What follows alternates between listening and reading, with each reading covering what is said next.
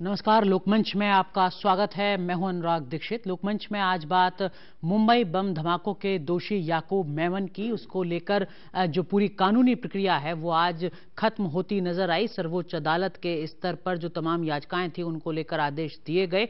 अब ये स्पष्ट तौर पर माना जा रहा है कि कल फांसी का जो समय मुकर्रर किया गया है उस वक्त तक फांसी दे दी जाएगी। इस बीच में राज्यपाल के स्तर पर भी जो फैसला है, जो आदेश है वो सामने आ चुका है। कुछ राजनीतिक प्रतिक्रियाएं भी आ रही हैं, लेकिन समझना होगा कि 2 दशक से ज्यादा लंबे चले इस मामले के क्या कुछ पहलू हैं, क्या वाकई इससे आने वाले दिनों में कुछ स्थितियां सुधरने की उम्मीद नजर आती हैं, क्या कुछ सबक लेने की जरूरत है। ऐसे ही कुछ पहलुओं को समझने की कोशिश आज लोकमंच में।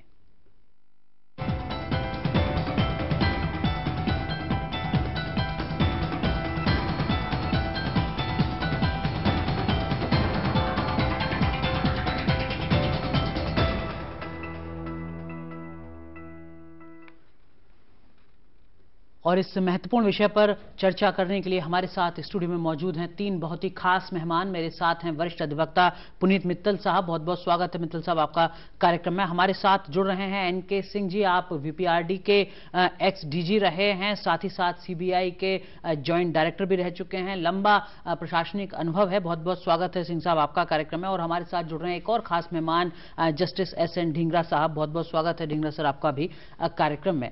चर्चा की शुरुआत ढींगरा सर आपसे ही, थोड़ा दर्शकों के लिए भी समझना जरूरी है, कैसे आप देखते हैं इस पूरी न्यायिक सफर को जब हम याकूब मेमन की इस पूरे अदालती प्रक्रिया की बात करते हैं। 2 दशक से ज्यादा लंबा सफर। देखिए, पहली बात तो मुझे इस बात पर आश्चर्य होता है कि एक न्यायिक प्रक्रिया जिसके अंदर 250 से ज्यादा व्यक्ति मर जाते हैं जी, वो मुकदमा सुप्रीम कोर्ट तक 2 दशक पहुंचने में 2 दशक ले। बिल्कुल, ये अपने आप में एक विचित्र क्यों दयनीय स्थिति है इस देश की जी, कि एक मुलजिम और उसके वकील मिलकर के किसी भी न्यायिक प्रक्रिया को इतना लंबा खींच सकते हैं कि वो जब फैसला होता है तो उसके जो विक्टिम होते हैं वो भुला जा चुके होते हैं और केंद्र बन जाता है मुलजिम। ठीक है। तो ये प्रक्रिया इस केस के अंदर पहले नीचे की अदालतों ने, ट्रायल कोर्ट जिन्हें कहते हैं, उन्होंने इसको किया, फिर हाई कोर्ट ने, फिर सुप्रीम कोर्ट ने देखा, क्योंकि ये टाडा का मामला था तो सीधा 2007 में टाडा कोर्ट ने भी फांसी की सजा सुना दी थी। 2007 से 2015 मतलब अगले 8 साल और। हाँ, ये मैं पहले ही कह रहा हूँ कि देखिए बीच में कोई अदालत नहीं होती। टाडा के फैसले सीधा सुप्रीम कोर्ट जाते हैं। बिल्कुल, सुप्रीम कोर्ट अपील सुनता है और ये बनाया भी इसीलिए गया था ताकि इन चीजों में देर नहीं हो। जी, कानून टाडा के अंदर बीच में हाई कोर्ट को एलिमिनेट किया था, अपीलेट कोर्ट, ताकि एक सुपीरियर कोर्ट इसको देख ले। ठीक है। और ये लंबी प्रक्रिया ना हो। लेकिन अफसोस तो यही है। कमी कहाँ है सर? थोड़ा आपको लगता है कि इस मौके पर यह भी समझने की जरूरत है कम से कम नीति निर्माताओं को भी कि कमी आखिर है कहाँ? आतंकवाद जैसे गंभीर मुद्दे पर भी न्याय, अगर जैसा आपने कहा, मुझे जो सबसे बड़ी कमी लगती है वो ये है कि हमारे देश के अंदर हम हर चीज की बात करते हैं, ह्यूमन राइट्स की बात करते हैं, हम मृत्युदंड होना चाहिए या नहीं होना चाहिए ये बात करते हैं, खूब बहस करते हैं, लेकिन न्यायिक सुधारों की कोई बात नहीं करता। हम ये नहीं करते कि हम अपने प्रोसीजर को सिंप्लीफाई करें। बिल्कुल, हम ये नहीं करते कि हम ये जो हर चीज के ऊपर आप ऊंची अदालत में जाकर के ठीक है, एक एप्लीकेशन देकर के रोक सकते हो, वो सिंप्लीफाई कर दें ताकि 30-30, 35-35 साल तक ट्रायल चलना मजाक है। बिल्कुल, शायद इसलिए कि न्यायिक सुधार वोट नहीं दिलाता, ये मुद्दा शायद इसीलिए नीति निर्माताओं की प्राथमिकता में नहीं है। नहीं, एक बात, इसमें वोट पाने वाले लोग नहीं हैं और लोग हैं। इस न्यायिक सुधारों को अगर करना है तो न्यायालयों में सबसे पहले सुप्रीम कोर्ट ने करना। ठीक है। सुप्रीम कोर्ट अगर एक स्टेप ले ले जी कि हम स्पेशलाइज्ड बेंचेस बनाएंगे, वो बेंचेस ही स्पेशलाइज्ड मामले सुनेगी। ठीक है।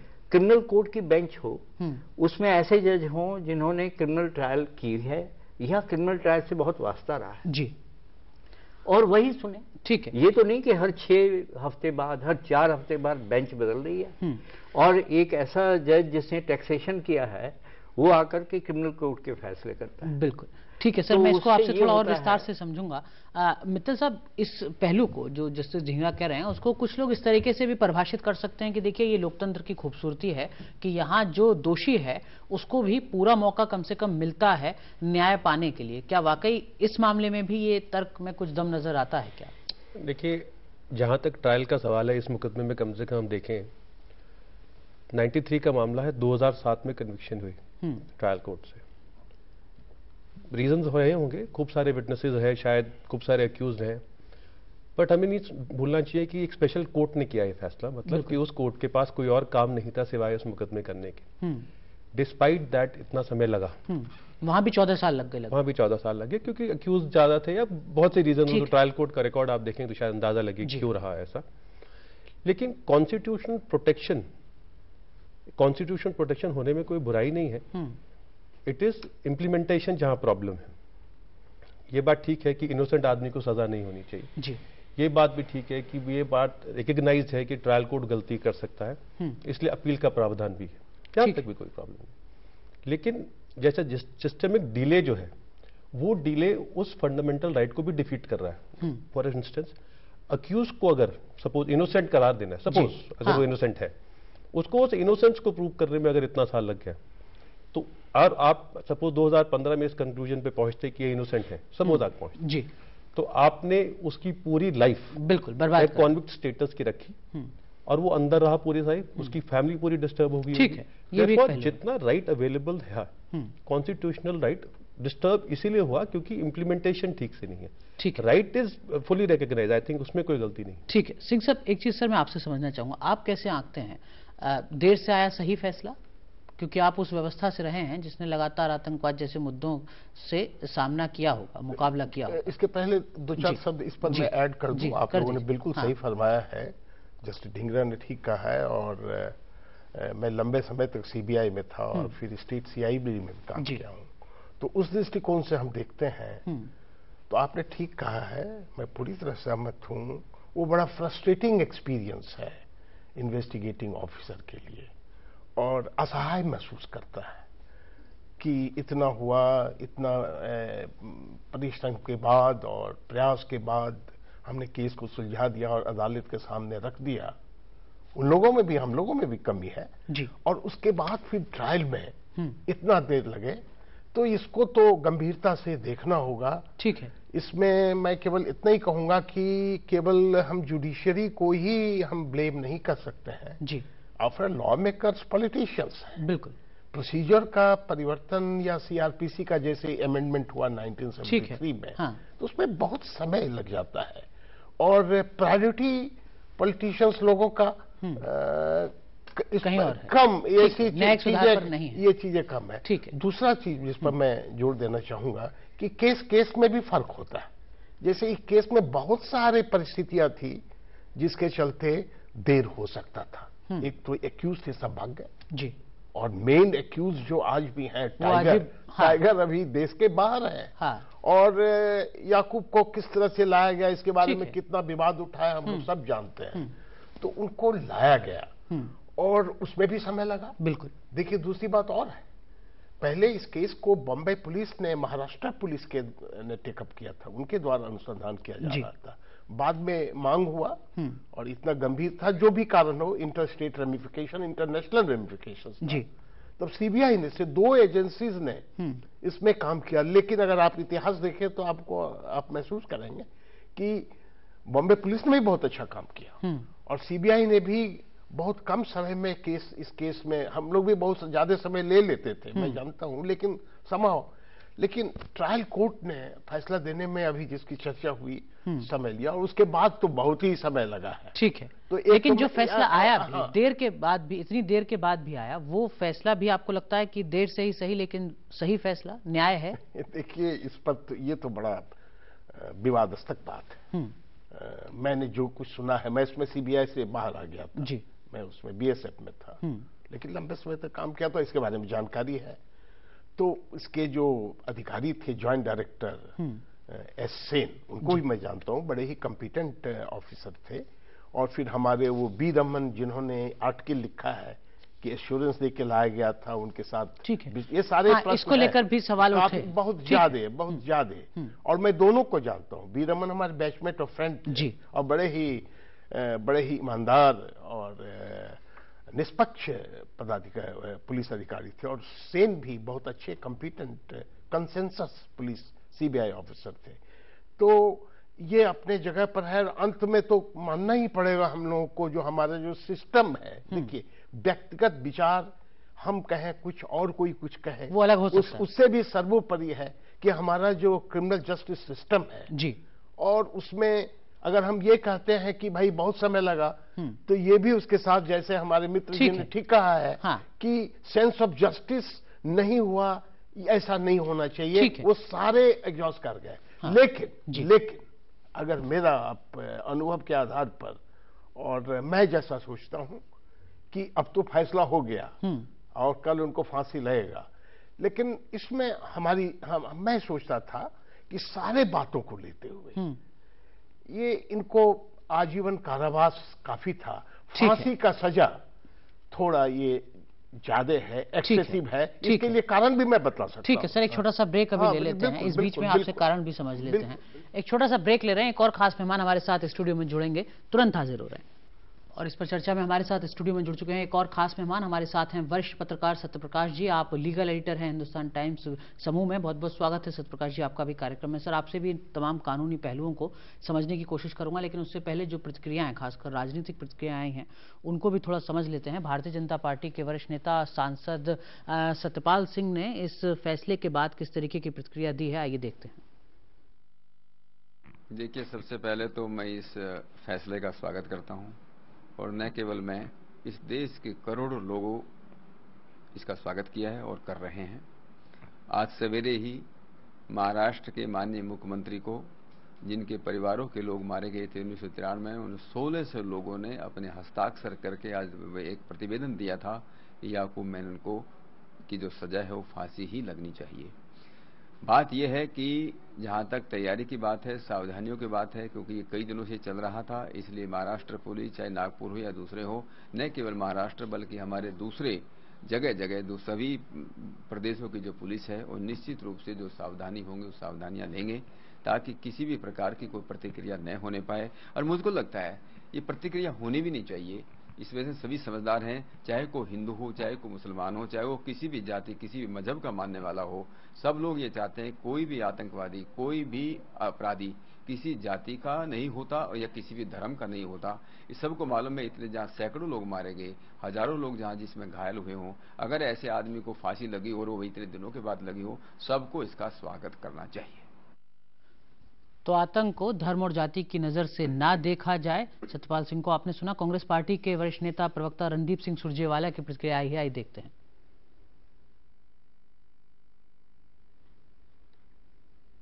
The curative petition, as also the petition of Yaqub Memon, guilty of the 1993 Bombay blasts. Indian National Congress looks at it in shape of conclusion of a judicial process, as also partial justice to the 1993 Bombay blast victims. Full justice would be done the day government of the day is able to bring back Tiger Memon from Pakistan, where he is being given shelter, and ensure that he is tried in accordance with the due process of law of this country. तो tiger Memon को लेकर किस तरीके की रणनीति, सवाल इसको लेकर भी वरिष्ठ वकील माजिद मेमन क्या कुछ कह रहे हैं, आइए देखते हैं। Well, the highest court of the land has adjudicated the issue and set at rest everything, all the controversies, all the questions of validity of issuance of death warrant, also the disposal of curative petition. So nothing remains now. And I think we should not discuss this matter anymore, since it has assumed finality. In all respect, Governor of Maharashtra also has promptly given out his verdict against Yaqub. My only appeal to the society, the people, would be, because it appears that during the last few weeks the debate has been raging and it has become center of attraction for everybody. Now the time has come that we should respect the law of the land and the verdict of the highest court. And my appeal to the two groups, pro-Yaqub group and anti-Yaqub group, to both of them, to maintain peace, not get enraged by anything, and let the law take its course, and let the law be orders of the court be implemented by the state. And I am sure the state will also ensure that there is no problem on the streets or anywhere, and everybody bears out with and bows down to the verdict of the highest court. तो आपने सुना वरिष्ठ वकील और सांसद माजिद मेमन साहन को। शिवसेना के वरिष्ठ नेता संजय राउत क्या कुछ कह रहे हैं, ये देख लेते हैं। सुप्रीम कोर्ट ने फैसला दिया है, महाराष्ट्र के गवर्नर का फैसला है, महाराष्ट्र सरकार का फैसला है। सभी ने एक सुर में कहा है कि याकूब को दया नहीं, क्योंकि ये देश की जनता की आवाज रही है, ये देश की जनता की मांग रही है। क्योंकि जिस तरह से मुंबई बम ब्लास्ट में इनोसेंट निरपराध लोग मारे गए, उसमें कहीं ना कहीं याकूब मेमन हो और भी सब लोग हैं, उनका हाथ रहा।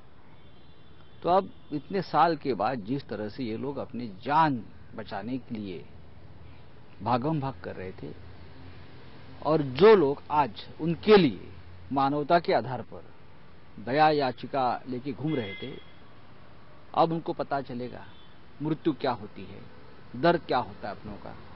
जो हमारे मुंबई के लोगों ने देखा है दर्द, और हमारे सब लोग जो हमने गंवाए वहां के, तो लगता है कि सही मायने में आज फैसला हुआ है।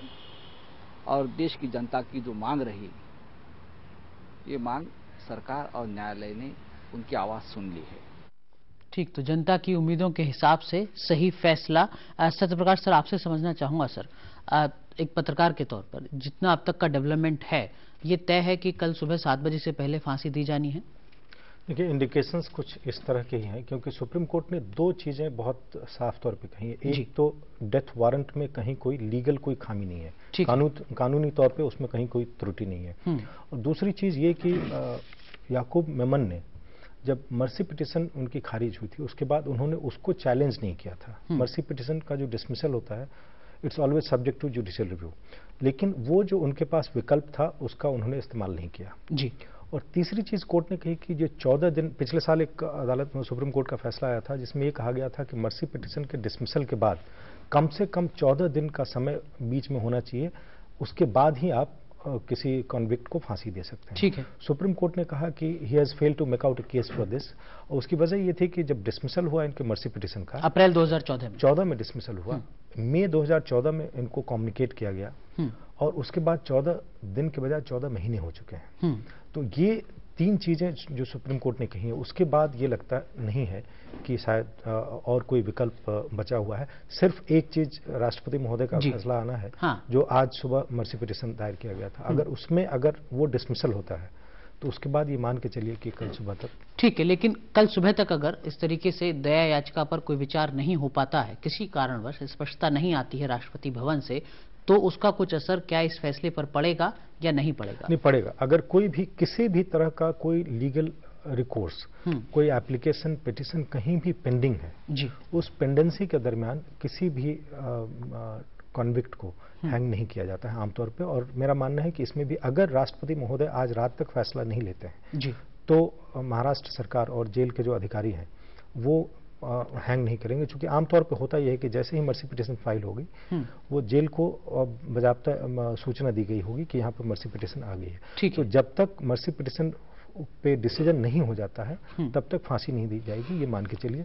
क्योंकि ये मान्यता है या कानूनी प्रावधान है? जस्टिस ढींगरा, थोड़ा आप सर इस स्थिति को बता सकें तो और बेहतर होगा। मेरे अनुसार तो अगर आपने एक बार मर्सी पिटिशन दी है तो उसके रिजेक्ट होने के बाद ये नहीं है कि आप हर दूसरे दिन मर्सी पिटीशन देते जाइए और उसके बाद कहिए कि अब मेरी दूसरी पेंडिंग है, फिर कहिए मेरी तीसरी पेंडिंग है, फिर कहिए मेरी चौथी पेंडिंग है। ठीक है, तो एक मजाक हो जाएगा। ठीक है, ये भी क्या आप जो हर बार मर्सी पिटीशन दीजिए, पहले राष्ट्रपति को दीजिए, फिर गवर्नर को दीजिए, फिर गवर्नर के बाद फिर राष्ट्रपति को दीजिए। बात सही है, लेकिन उसमें जो चीज देखी जाती है वो ये है कि आपने जो दूसरी मर्सी पिटीशन दी है उसमें कोई नया ग्राउंड है या नहीं।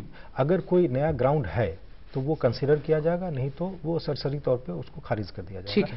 अभी ये कहा जा रहा है कि उन्होंने इसमें नया ग्राउंड लिया है, not legally sustainable ground, but वो ये ग्राउंड की जो रॉ के एक पूर्व अधिकारी रमन साहब ने जो कुछ अखबारों में उनका छपा है, वो एक ग्राउंड लिया गया है। दूसरा ये कि उनकी मानसिक स्थिति ठीक नहीं है, और आमतौर पे ये होता है कि अगर कोई कॉन्विक्ट अगर मानसिक स्थिति उसकी अच्छी नहीं है, वो पागलपन के कगार पे है या पागल में, तो उसको हैंग नहीं किया जाता।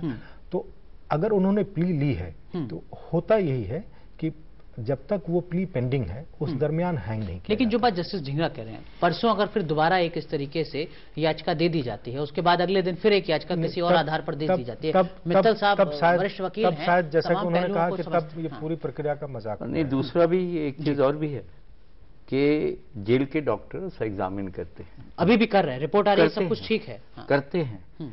राष्ट्रपति को इस ग्राउंड पे आप मर्सी पिटीशन नहीं दे सकते कि मैं बीमार हूं, क्योंकि इसके लिए कानूनन प्रावधान है, ठीक है, कि वो जेल के डॉक्टर आपको एग्जामिन करेंगे, उसके बाद देंगे, ठीक है, जो भी फांसी की सजा है। इसके लिए अगर आप राष्ट्रपति के पास गए तो वैसे ही गलत है।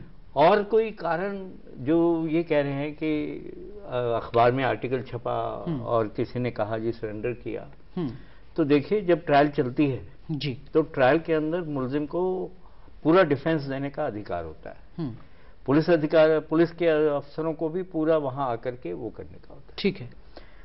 जब ट्रायल के दौरान किसी ने नहीं कहा कि मैंने सरेंडर किया है, उसके बाद जब ट्रायल खत्म हो गई तो आप एक नया इशू लेकर के करके आर्टिकल लिखवा दीजिए। ये तो चलिए रमन जी ने लिखा है, नहीं तो किसी से भी लिखवा दीजिए। आर्टिकल छपना अखबार में कौन सी बड़ी बात? 2 दशक की न्यायिक प्रक्रिया के बीच ये सब कुछ तय हो जाना था। आप एक चीज में उसमें ये कहते हैं कि डूबते को तिनके का सहारा, जिसको फांसी हो रही है उसको लगता है कि चलो ये कोई इस तरह का ग्राउंड बन गया है, इसके बिना पे हम कुछ फाइल कर सकते हैं, शायद कहीं कुछ हो जाए, ठीक है। और दूसरी चीज मैं ये कहना चाहूंगा कि ये जो फांसी की प्रक्रिया है उसमें एक जो अल्टीमेट एनालिसिस में जो संविधान के हिसाब से जो supremacy of the political system जी उस एस्टैब्लिश की गई, और पॉलिटिकल क्लास के हाथ में अल्टीमेट पावर है। हैंग होगा कि नहीं वो सुप्रीम कोर्ट तक के फैसले के बाद पार्डन का पावर राज्यपाल और राष्ट्रपति का है, और वो भी वो खुद डिसाइड नहीं करते हैं, राज्य सरकार या केंद्र सरकार करते हैं। दैट्स अ डिफरेंट थिंग कि बाद में सुप्रीम कोर्ट के फैसलों के आधार पे ये हुआ है कि this is subject to judicial review, ये डिसमिसल को भी चैलेंज कर सकते हैं। लेकिन अल्टीमेट एनालिसिस में ये पावर कि किसी व्यक्ति की जान ली जाए या नहीं ली जाए, जुडिशरी के बाद भी राजनीतिक वर्ग के पास, राजनीतिक वर्ग के पास, ठीक है। लेकिन 257 मौत के बाद आपको लगता है कि जिस तरीके की स्थितियां जनता और समाज में भी पिछले दिनों में दिखी है, मतलब राजनीतिक वर्ग भी इस तरीके का कोई फैसला लेने से पहले अब 4 बार सोचेगा कि वो कुछ दया याचिका जैसी सिफारिश पर आगे बढ़े? देखो, मुझे लगता नहीं है कि जो अभी देश में हालात हैं, और खासकर अभी 2 दिन पहले जो कुछ गुरदासपुर में हुआ है जी, उसके बाद ऐसा लगता नहीं है कि पॉलिटिकल क्लास इस तरह का कोई फैसला लेगा जिसमें ये दिखे कि सरकार शायद आतंकवादियों पे के प्रति नरम रुख अपना रही है, ऐसा लगता नहीं है। लेकिन इसके बावजूद मैं सिर्फ इतना कहूंगा कि जो कुछ अफजल गुरु की फांसी में हुआ था उस तरह की कोई चीज नहीं होनी चाहिए थी। उसमें सिर्फ इतनी चूक हो गई थी कि जब तक परिवार को सूचना के लिए यहाँ से चिट्ठी गई, वो चिट्ठी वहां पहुंचती उसके पहले अफजल गुरु को फांसी दे दी गई थी। एक वो प्रावधान है 14 दिन के अंतराल का। वो एक सभ्य समाज को इस तरह से व्यवहार नहीं करना चाहिए, और एक स्टेट को भी इस तरह से व्यवहार नहीं करना चाहिए। वो डिग्निफाइड वे में व्यवहार करना चाहिए, और मुझे उम्मीद है कि इसमें उस तरह से किया जाएगा। मित्तल जी, एक चीज मैं आपसे समझना चाहूंगा सर, क्यूरेटिव पिटीशन को लेकर जो सर्वोच्च अदालत ने आज चीजों को स्पष्ट किया है, कैसे आप इसको देखते हैं? क्या आपको लगता है कि आने वाले दिनों के लिए भी सर्वोच्च अदालत का ये आदेश एक नजीर के तौर पर रहेगा? देखिए, क्यूरेटिव पिटीशन का प्रावधान तो कॉन्स्टिट्यूशन में था नहीं, सिवाय रिव्यू के अंडर आर्टिकल 137A। तो क्यूरेटिव आया है कॉन्स्टिट्यूशन बेंच 5 जजेस बेंच की जजमेंट से 2002 में, और क्यूरेटिव का भी एक बड़ा लिमिटेड स्कोप है जी। लिमिटेड स्कोप है, वेदर जज का कोई इसमें इंटरेस्ट रहा हो या कोई लीगल इन्फॉर्मिटी ऐसी रह गई हो जो कोर्ट ने अप्रिशिएट ना की, ठीक है। तो बहुत बहुत छोटा सा स्कोप है। क्यूरेटिव का ये मतलब नहीं है कि फिर से रीहेयर होगी अपील या फिर से सब कुछ दोबारा सुना जाएगा, लेकिन ये एक तर्क के तौर पर तो कम से कम दिया गया।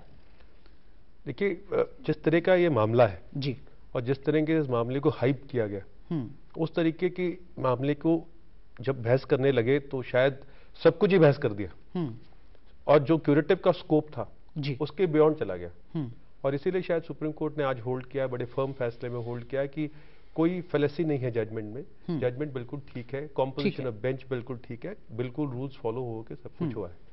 तो जाहिर है यू राइट, जो जितनी ऑब्जेक्शन शायद आज रेज हुई हैं, सुप्रीम कोर्ट ने उसको फर्मली डील कर लिया, और चूंकि डील कर लिया तो आगे के लिए एक मार्गदर्शक हो गया। आपको लगता है कि कम से कम थोड़ा स्पष्टीकरण आ गया है क्यूरेटिव को लेकर? लेकिन एक बात मैं आपको कहूं, समय है बैलेंस आउट करने का राइट्स ऑफ कंप्लेनेंट या विक्टिम का विद अक्यूज्ड।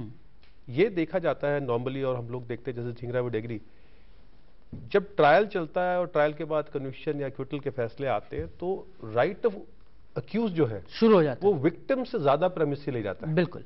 और विक्टिम को कहीं ना कहीं ड्यूरिंग द ट्रायल या ड्यूरिंग द एंटायर थिंग भुला दिया जाता है, मीडिया के द्वारा भी भुला दिया जाता है, दोषी हम लोग भी हैं, सभी भुला देते हैं। ठीक बात है।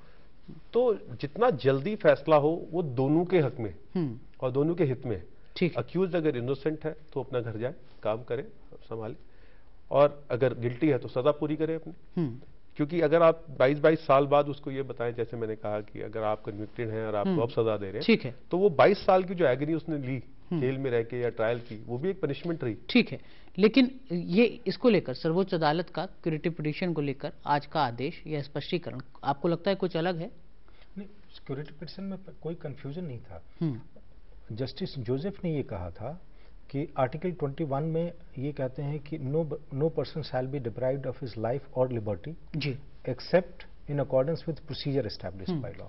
जस्टिस जोसेफ ने ये कहा था कि जो प्रोसीजर एस्टैब्लिश्ड बाय लॉ है फॉर क्यूरेटिव पिटीशंस, उसमें ये है, और सुप्रीम कोर्ट रूल्स में है, कि जो टॉप 3 जजेस हैं वो सुनेंगे, plus the bench or the judges who decided the judgment complaint of। जी, तो जजमेंट कंप्लेंट ऑफ का मतलब वो जजमेंट है जो कि रिव्यू पिटीशन में आया, या वो जजमेंट जो ओरिजिनल जजमेंट सुप्रीम कोर्ट ने पास किया। इसको लेकर कंफ्यूजन था। ठीक है। और इसके बिना पे उन्होंने अपना एक अलग फैसला दिया था। सुप्रीम कोर्ट ने आज उस पर स्पष्टीकरण दे दिया है। और क्यूरेटिव का जो मामला है, जैसा कि मित्तल साहब ने कहा कि बहुत उसका लिमिटेड स्कोप होता है। ठीक है। It's a judicially devised mechanism, और उसमें सिर्फ ये देखते हैं कि कहीं वो इसको इसलिए डिवाइस किया गया कि कहीं कुछ चूक अगर हो रह जाए तो उसको हम अपने तौर पे ठीक कर लें, क्योंकि इसके आगे कोई अपील बनती नहीं है। तो इसलिए ये रखा गया है। ठीक है। लेकिन इसका दुरुपयोग इतना हो रहा है आजकल, क्यूरेटिव पिटीशंस इतने फाइल हो रहे हैं कि जज आप रोज की कॉज लिस्ट उठा के देखिए, कोई ना कोई क्यूरेटिव पिटीशन आपको लिस्ट में मिल जाएगा। मतलब ये सामान्य जैसा कुछ बनता जा रहा है। सामान्य जैसा कि एक और मिसयूज जो सुप्रीम कोर्ट में होता है, वो पिटीशन जो इसका SLP का, जी SLP आर्टिकल 136 में इसका प्रावधान किया गया था ताकि ये कोर्ट की परमिशन से आप फाइल कर सकते। ठीक है सिंह सर, इसका भी मिसयूज हो रहा है, अभी क्यूरेटिव पिटीशन का भी मिसयूज। सिंह सर, एक चीज मैं आपसे समझना चाहूंगा सर, इस फैसले का क्या कुछ मतलब पुलिस महकमे के लिए, उन लोगों के लिए जो जांच अधिकारी के तौर पर पूरी प्रक्रिया को आगे बढ़ाते हैं, या उन लोगों के लिए भी जो आतंकियों से मुकाबला करते हैं? निश्चित रूप से ये जो फैसला हुआ है, तो इसमें जो कानूनी दृष्टिकोण से जितने स्पष्टीकरण हुए हैं जी, तो वो तो पुलिस एजेंसी जो या तो सिक्योरिटी फोर्सेस हैं या जो इन्वेस्टिगेटिंग एजेंसीज हैं, खास करके CBI जैसी एजेंसी, जिनको ऐसे बहुत सारे मामले को देखना पड़ता है और इन्वेस्टिगेशन करना पड़ता है, उसके लिए तो निश्चित रूप से एक मार्गदर्शिका के रूप में, निश्चित रूप से जो उसका जजमेंट सुप्रीम कोर्ट का आएगा तो एक मार्गदर्शिका के रूप में तो वो रहेगा ही, और इसका फायदा है, होगा और उठाना भी चाहिए। ठीक, आतंकवाद के लिहाज से इसका कुछ फायदा जो आने वाले दिनों में आपको कुछ नजर आए, या कुछ खास नहीं? फायदा तो होगा, क्योंकि जबकि डेथ पेन, देखिए इतना विवाद, अभूतपूर्व विवाद इस केस में हुआ है, और मैं सुन रहा था जी, मुझे उनमें सबों के बीच में वही जो लॉयर वरिष्ठ लोग जी, माजिद मेमन साहब का जो उनका जो बयान या टिप्पणी आया वो सबसे संतुलित लगा।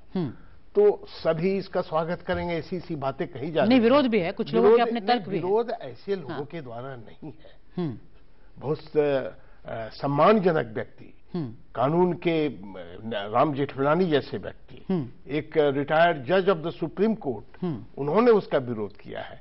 ऐसे ऐसे करके बहुत सारे व्यक्तियों ने बयान दिया, राष्ट्रपति के पास पिटीशन लेकिन दिया। सर उसको अलग तरीके से परिभाषित भी किया जा रहा है। हो सकता है उन तमाम लोगों के अपने तर्क हों, लेकिन सोशल मीडिया में, उसके मेरिट पर नहीं जा रहा, उसको अपने तरीके से परिभाषित किया नहीं जा रहा हूँ। ये सवाल पूछा जा रहा है कि 257 लोग जिनकी जानें गई हैं, उनको लेकर इतनी संवेदनशीलता क्यों नहीं दिखती? नहीं, देखिए उसमें उसके मेरिट पर मैं नहीं जा रहा हूँ, लेकिन विवाद तो उठा है, लोगों ने उठाया है, और जिन लोगों ने उठाया जानकार लोग हैं, जानते हैं कानूनी प्रक्रिया या क्रिमिनल जस्टिस। राम जेठमलानी जैसे व्यक्ति हैं, प्रशांत भूषण भी है, इत्यादि इत्यादि तो है। लेकिन अब जो मैंने प्रारंभ में ही कहा कि ठीक कहा मेमन साहब ने कि अब इसका अंत होना चाहिए। ठीक है। और इससे जो सबक हमने सीखा है और जो संवाद जा रहा है सबों के लिए, आम लोगों के लिए, ठीक है, लेकिन इस पहलू को भी समझना जरूरी है। जस्टिस ढींगरा, वो जो सिविल सोसाइटी कथित तौर पर जिस तरीके से अपनी अपील करती है, आपको लगता है कि वहां पर भी कुछ आत्ममंथन की जरूरत है, या इसको लोकतंत्र के हक के तौर पर ही देखा जाए सिर्फ? देखिए, सिविल सोसाइटी का जो पिटीशन गई है राष्ट्रपति को, और जो मैं समझा हूँ, वो लोग ये कह रहे हैं कि फांसी ही नहीं होनी चाहिए। जी बिल्कुल ठीक है। अब राम जेठमलानी जी कानून मंत्री थे, कोई उनसे ये पूछे कि जब आप कानून मंत्री थे तब आपने ये संविधान में, ये हमारी आईपीसी के अंदर जो धाराएं हैं फांसी की, इनको खत्म करने के लिए क्या कदम उठाए? ये सारे कदम, ये पब्लिसिटी स्टंट है। एक आदमी जो खुद कानून मंत्री है, ठीक है, वो उस समय कुछ नहीं करता, तब उसे ये नहीं लगता कि ये फांसी की सजा गलत है, ये नहीं होनी चाहिए। ठीक है। और जब वो कानून मंत्री नहीं है, बाहर है, तो उसे लगता है कि ओहो ये तो गलत होगा। सत्यप्रकाश सर, आप और ऐसे ही एक छोटी सी बात मुझे और कहनी है कि जितने भी ये लोग हैं, ये वो लोग हैं जिन्होंने कुछ खोया नहीं है। वकील तो वो हैं जिनको हमेशा पैसे मिलते हैं बहस करने के। ठीक है। एक इनमें से इनसे कहिए कि भाई अपनी सेवाएं उन गरीब लोगों को भी दीजिए जो जेल में सड़ रहे हैं। बिल्कुल। तो राम जेठमलानी जी से पूछ लीजिए या प्रशांत भूषण जी से पूछ लीजिए। ठीक है। कि कितने जेल के वो हैं जिनको आपने अपनी विचाराधीन कैदी, जिनको आपने अपनी सेवाएं दी हैं। सिंह सर, एक ब्रेक लेना है, लेकिन आप कहना। मैं ये सुन रहा था प्रशांत भूषण जी का कि अफजल गुरु को अच्छा वकील नहीं मिला। भाई आप कहाँ थे? आप तो दिल्ली में थे, क्यों नहीं आए सामने? ठीक है। अफजल गुरु की पैरवी करते, किसने रोका था? बिल्कुल। आप तो बहुत अच्छे वकील हो, तो करते ना पैरवी। सिंह साहब, आप कुछ कहना चाह रहे हैं? सर कह लीजिए। कह रहा था कि इनसे मैं इस मामले पर जो इन्होंने कहा, चाहे राम जेठमलानी हो, ठीक है, एक तो ये है कि केवल वकीलों ने ही इसको नहीं, इसमें नहीं है। ठीक है। बहुत सारे वकील, अलग अलग क्षेत्र के लोग, मीडिया के भी लोग, सुप्रीम कोर्ट, मीडिया के लोग, ठीक है, प्रतिष्ठित लोग, जानकार लोग। नंबर 2, जी, ये जो पिटीशन था, या राम जेठमलानी जो कह रहे हैं, वो ये नहीं कह रहे हैं कि फांसी का सजा खत्म कर दिया जाना चाहिए। इसको याकूब मेमन को फांसी नहीं, ये फिट केस नहीं है, इसको आजीवन कारावास होना चाहिए। अगर सर, लेकिन उसी को अलग अलग तरीके से परिभाषित किया जाता है। सर, एक छोटा सा ब्रेक ले लेते हैं, एक छोटा सा ब्रेक यहाँ पर ले रहे हैं, और ब्रेक के बाद जब लौटेंगे तो कुछ और पहलू हैं आने वाले दिनों में सबक के तौर पर हमें कुछ सीखने को मिल रहा है या नहीं, समझने की कोशिश तुरंत हाजिर होते हैं। ब्रेक के बाद आपका एक बार फिर स्वागत है। आप देख रहे हैं लोकमंच, जिसमें आज हम चर्चा कर रहे हैं याकूब मेमन की फांसी की।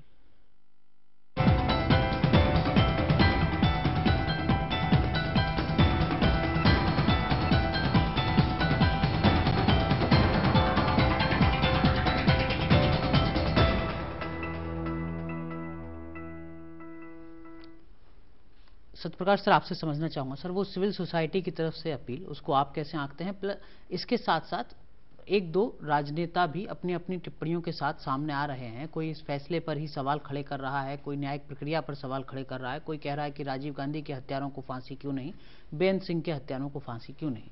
कैसे आप देखते हैं? क्या ये जो तर्क हैं इसमें कुछ दम आपको नजर आता है, या ये विशुद्ध राजनीति है जिससे बचना चाहिए, खासकर तब जबकि हम आतंकवाद की बात करते हैं? देखिए, दो पहलू हैं। एक तो सिविल सोसाइटी के लोग जो कुछ कह रहे हैं, ये ऐसे लोग हैं जो कन्विंस्ड हैं कि डेथ पेनल्टी होनी ही नहीं चाहिए। ठीक है। इनका किसी एक केस से नहीं है, आप कोई भी केस उठा लेंगे, ये सारे लोग सामने आते हैं कि डेथ पेनल्टी नहीं होनी चाहिए।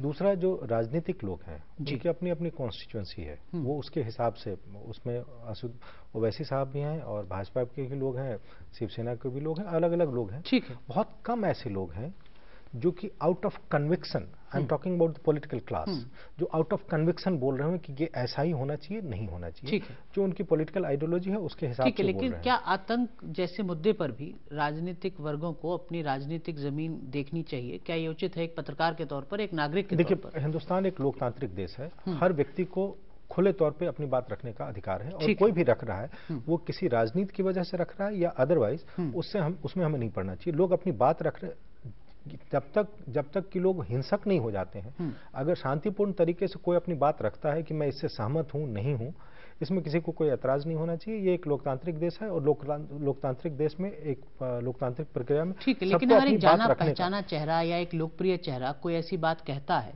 कि उसका असर आने वाले दिनों में दिखे, भले ही व्यापक दिखे या छिटपुट दिखे, उसको कैसे आप आंकते हैं? नहीं, इसमें यही तो मैं कह रहा हूँ, लोकमत को बनाने में जो भी बड़ी हस्तियां हैं, या राजनीतिक दल के हों या फिल्म के हों या बाकी जगह के हों, उनका अपना एक योगदान होता है। ठीक है। वो अपनी बात रख सकते हैं, लोग उससे प्रभावित हो सकते हैं, नहीं हो सकते हैं। अगर मैं उससे सहमत नहीं हूं तो मैं उसको खारिज कर सकता हूं। लेकिन इससे इतर जो एक चीज मैं कहना चाहूंगा, जिसको लिए जो सिविल सोसाइटी के लोग प्रयासरत हैं जी, वो हिंदुस्तान में फांसी उस तरह से नहीं दी जाती है जिस तरह से चाइना में दी जाती है या ईरान में दी जाती है, सऊदी अरब में के लोगों के लिए, या इवन अमेरिका में दी जाती है। भारत में जो फांसी का प्रावधान है वो सुप्रीम कोर्ट ने over the years, in fact CrPC में भी इस तरह का प्रावधान है, अगर मुझे ठीक से याद है 354 में आता है शायद सीआरपीसी में, जिसमें उसको हाईकोर्ट ट्रायल कोर्ट के जज को ये कहा जाता है अगर आप फांसी दे रहे हैं तो उसके लिए स्पेशल रीजंस आप लिखेंगे, और उसके बाद वो फांसी की सजा उसको हाई कोर्ट को उस पर मुहर लगानी पड़ती है, ऐसे सीधे तौर पे फांसी नहीं हो सकती है। और उसके बाद फिर अपील की पूरी प्रक्रिया है, और क्यूरेटिव पिटीशन से लेकर मर्सी पिटीशन तक। लेकिन इसके अलावा सुप्रीम कोर्ट ने क्या किया है, 1980 में बच्चन सिंह के केस में एक फैसला आया जिसमें सुप्रीम कोर्ट ने कहा कि फांसी जिसमें भी प्रावधान है फांसी का, उसमें आप फांसी सीधे सीधे नहीं दे देंगे। सुप्रीम कोर्ट ने कहा कि रेयरेस्ट ऑफ रेयर केस में, और रेयरेस्ट ऑफ रेयर क्या होगा उसके लिए उन्होंने कई मानक तय किए, कुछ असाधारण मामले। लेकिन उसके बाद कई ऐसे फैसले आए हैं, कुछ तो पिछले 2 साल में आए हैं, जिसमें सुप्रीम कोर्ट ने फांसी की जो सजा का जितना भी स्कोप था उसको बहुत रेस्ट्रिक्ट कर दिया है, बहुत कम। अब देखिए ना, राजीव गांधी के हत्यारों को आज ही क्यूरेटिव पिटीशन डिसमिस हुआ है सेंट्रल गवर्नमेंट का कि आप उनको आप फांसी नहीं दे सकते हैं। पिछले साल फैसला आया था फरवरी में कि उनको आप फांसी नहीं देंगे। क्यों? क्योंकि उनका मर्सी पिटीशन डिसाइड करने में बहुत लंबा समय लगता है। तो ये इस तरह से सुप्रीम कोर्ट एक एक फैसले के साथ जो इसका स्कोप है उसको बहुत रेस्ट्रिक्ट कर दिया है, और इसीलिए बहुत कम ऐसे मामले बचते हैं जिनमें आप फांसी एक्चुअली दे पाते हैं। आप देखिए 1995 में ऑटो शंकर को फांसी दी गई थी तमिलनाडु में, उस 1995 के बाद 2004 में धनंजय चटर्जी को बंगाल में, मैं पढ़ रहा था पिछले 10 साल का मामला है, 63 जो अब जिनको फांसी की सजा सुनाई गई उनमें से लगभग 21 ऐसे मामले हैं जिसमें कि लोगों को फांसी की सजा को आजीवन जो कैद है उसमें तब्दील किया गया है। इस तरीके का भी प्रावधान राष्ट्रपति भवन के स्तर पर या अदालतों के स्तर पर ही किया गया है कि फांसी की सजा ना दी जाए। जो वास्तव में फांसी दी गई है उसके बारे में कह रहा हूं। 1995 में ऑटो शंकर तमिलनाडु, 2004 में पश्चिम बंगाल में धनंजय, उसके बाद कसाब और अफजल, और उसके बाद ये मामला है। तो ऐसा नहीं है कि हम हर साल फांसी दे रहे हैं, हर दम दे रहे हैं, ये बहुत रेयर मामले आ रहे हैं। सिविल सोसाइटी की बात में वो कि ये होना चाहिए या नहीं होना चाहिए, इस पर ये अलग से चर्चा का विषय है। ठीक है जस्टिस जिंगरा, ऐसे ही इसको समझा जाए, अगर कोई राजनेता राजनीतिक जमीन की उम्मीद के बीच में कोई बयान दे रहा है तो उसको भी लोकतंत्र की आज़ादी के तौर पर देखा जाए। अगर सिविल सोसाइटी भी कुछ इस तरीके के तर्क के साथ सामने आती है तो ये उसके हक के तौर पर देखा जाए।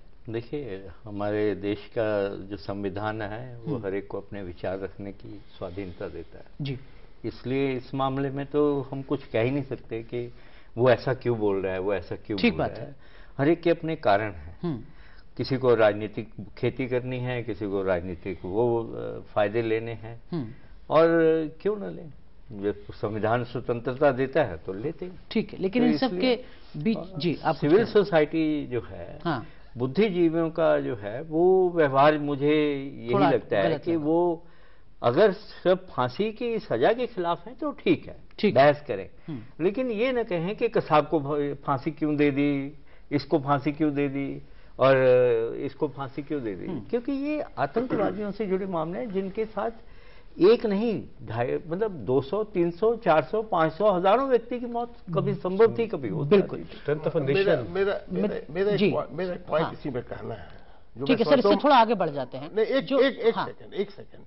देखिए, हमारे यहाँ लोकतंत्र है, बोलने की आजादी है, ठीक है, लेकिन किसी भी स्वस्थ लोकतंत्र के लिए ये भी आवश्यक है और ये समझना है, तभी लोकतंत्र स्वस्थ भी रहेगा और सफल भी होगा कि कुछ चीजों पर राजनीति नहीं की जाना चाहिए। ये एक अच्छी बात है, लेकिन आगे राजनीति नहीं किया जो अभी हमने एक नेता को विचार जरूर व्यक्त करना चाहिए। एक हमने नेता को सुना जिन्होंने टाइगर मेमन का जिक्र किया, उन्होंने कहा कि थोड़ा आगे भी सोचना होगा। आपको लगता है कि जांच एजेंसियों को थोड़ा आगे भी सोचना होगा?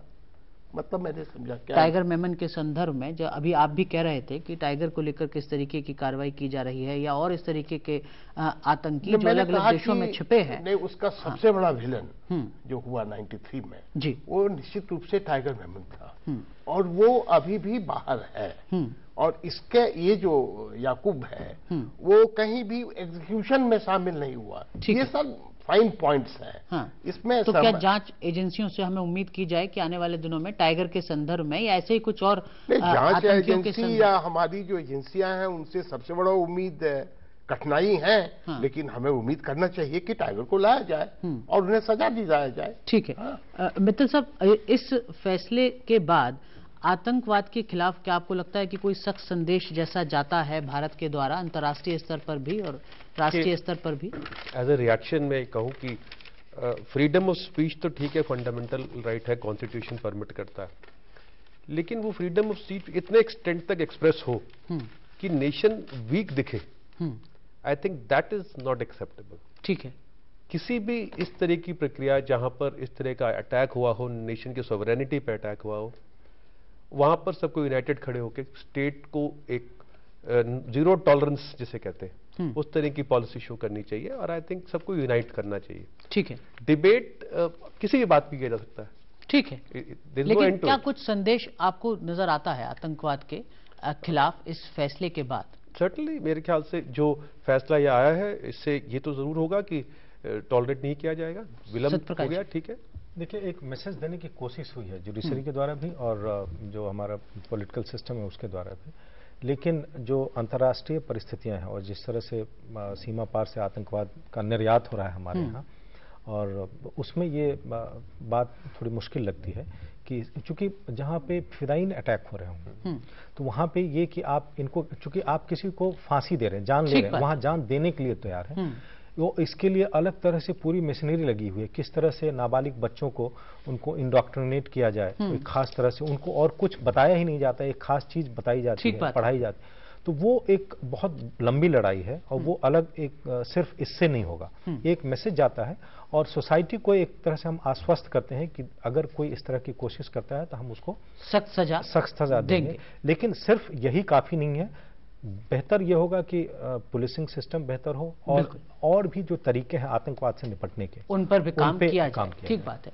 और न्यायिक प्रक्रिया को लेकर भी जो शुरुआत में जस्टिस ढींगरा ने कहा था कि 2 दशक के बाद अगर कोई फैसला आता है तो उसका भी थोड़ा मंथन होना चाहिए कि ये क्या वास्तव में न्यायिक प्रक्रिया के साथ कोई खिलवाड़ तो नहीं है। बहुत बहुत शुक्रिया आप चारों का कार्यक्रम में समय निकालने के लिए और इस महत्वपूर्ण विषय पर अपनी अपनी राय और अपना अपना अनुभव साझा करने के लिए बहुत बहुत धन्यवाद। बहुत बहुत शुक्रिया आप सभी दर्शकों का भी कार्यक्रम देखने के लिए। नमस्कार।